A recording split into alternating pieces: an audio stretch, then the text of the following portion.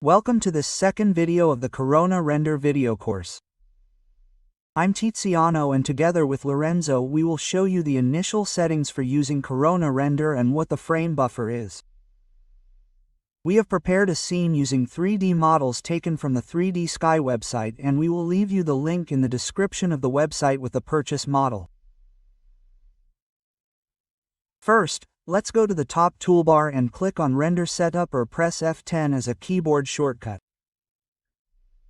Once the menu is open, let's go to Shin. In the first section, General Settings, we can find some buttons. The first one we see is called Show VFB, which corresponds to the virtual frame buffer. If you click on the button, a new screen will appear. When you start it for the first time, you will notice that it has a completely black background. Here we will then be able to view the image that the rendering engine will generate. To start an interactive render, we can go to the top right of this screen where you can see the word render. By holding down the left mouse button on this word, other options will appear. Let's select Render IR, which stands for Interactive Render. As you can see, the software will start calculating the scene, and if we give it enough time to perform all the steps, we will obtain a clean image without noise. Let's temporarily close the frame buffer. The second option found in the General Settings menu allows us to immediately activate an interactive render, so that the frame buffer will appear automatically.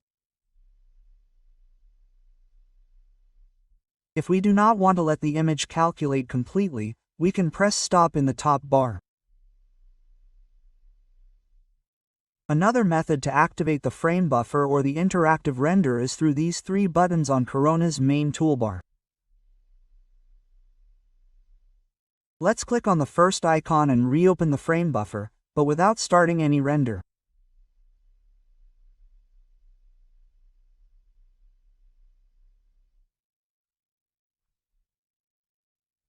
By clicking on the second option, we will start the interactive render inside the frame buffer, while the last option allows us to start an interactive render in the active viewport.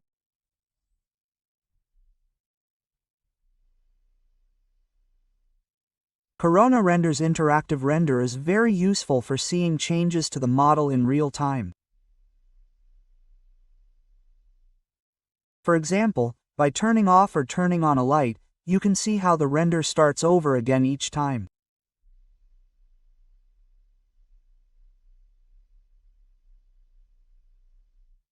We can also select one of the objects in the scene, and by changing its position we can see the render recalculated in real time.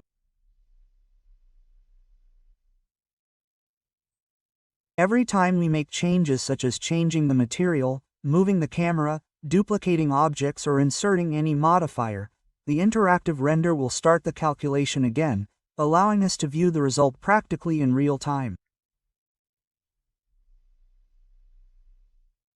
To return to the classic viewport display, we can go back to Switch Viewport at the top and select the camera we are interested in. Let's reactivate the rendering viewport again, so as to show you a very interesting feature of this method.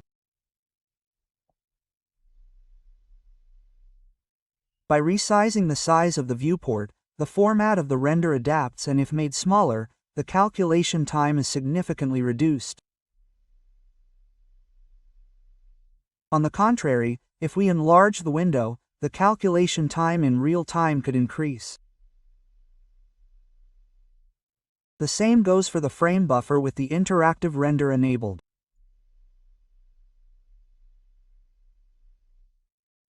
Now let's see what commands we can find inside the frame buffer.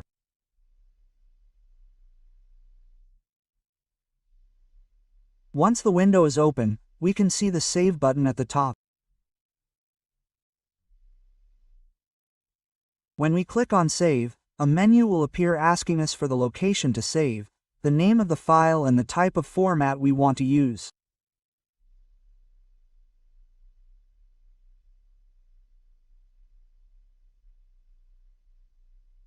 By clicking on Save, depending on the selected format, we will get a control menu.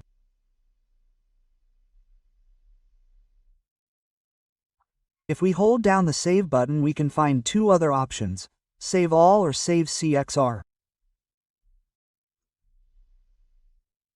The CXR file is essentially an EXR file enriched with metadata introduced by Corona Render. We highly recommend using it because it offers several features, including the ability to resume a rendering. Furthermore, CXR files can be opened and edited using the Corona Image Editor. The next button is Max, which allows us to open the viewer present in 3D Studio.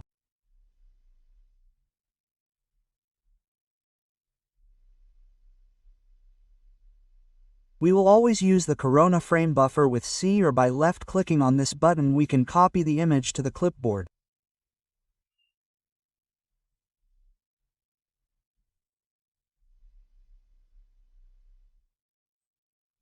Next we have the Refresh button to recalculate the image in case we have changed something in the scene, but the interactive render is updated.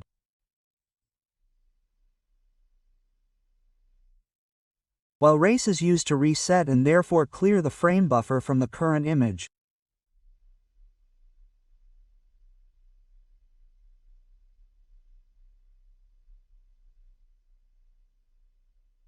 Then we have the tools that we will see shortly in Region. By selecting the Region option, we can create selection areas to limit the calculation of the render. By clicking on EAS, we can see how the software focuses on calculating the area affected by the selection.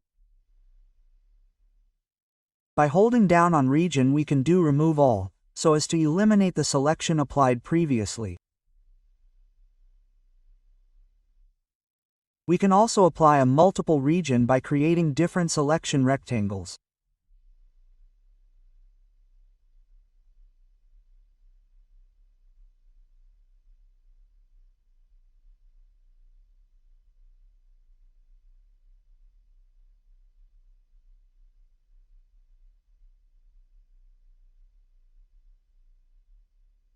Next we find the Pick command.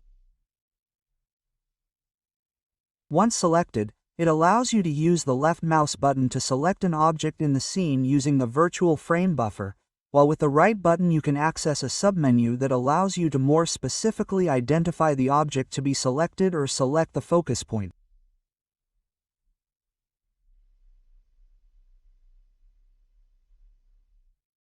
Next to the Pick button we can see the word Beauty. By clicking on the drop-down menu, a list of rendered steps will appear. Currently there are two steps, Beauty and Alpha.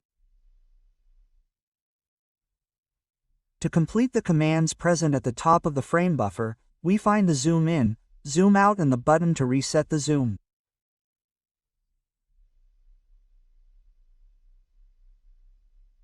This concludes the first part of the video dedicated to the Corona Render and frame buffer settings.